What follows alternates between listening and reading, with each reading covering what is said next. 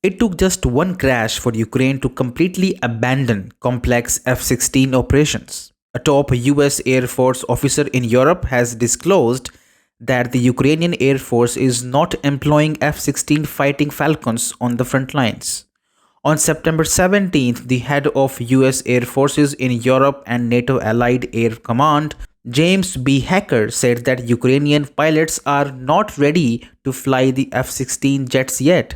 He said the pilots are new to it, so they are not going to put them at the riskiest missions.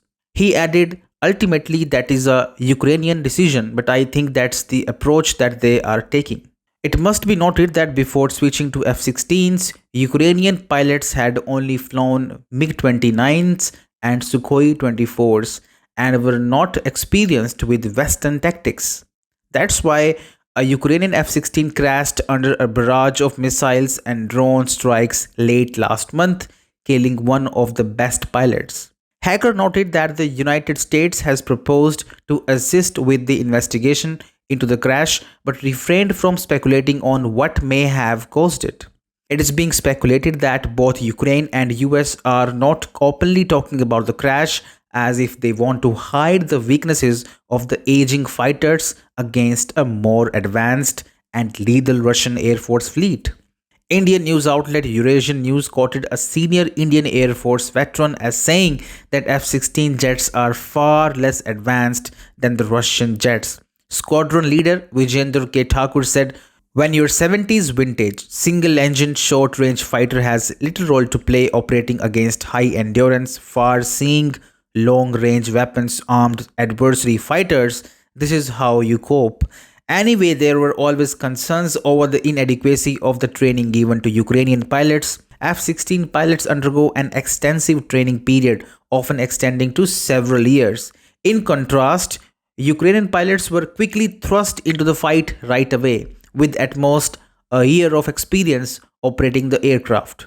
Not to forget that many training materials were in English language, in which not all pilots were fluent in. That's why Ukraine was strictly allowed to use these jets for defense purposes. These concerns were also raised that President Zelensky may have rushed to deploy them near the war hotspots. For now, the US is making changes to its F-16 training program for Ukraine's pilots based on the conclusion of the investigation of the crash. It is to be noted that the training of the pilots is now underway in Romania. As of September 13th, the initial group of 4 pilots commenced their theoretical education at the 86th Air Base in Fatehsti. This effort is a part of a larger international initiative involving Denmark and the US to boost Ukraine's air defenses amid the ongoing conflict. But the progress in training is moving slower than initially hoped, mainly because of several critical challenges. One major hurdle is the shortage of trained aviators in Ukraine. The ongoing conflict with Russia has heavily impacted Ukraine's air force, resulting in significant losses of both personnel and aircraft. Reports highlight that before the conflict, Ukraine had about 50 combat ready fighter pilots, but this number has decreased considerably since then. The urgency of the crisis means that many pilots are currently engaged in active combat, making it difficult to allocate time for training. All in all, the F-16 project is falling apart, with the much advanced Russian Air Force having the last laugh.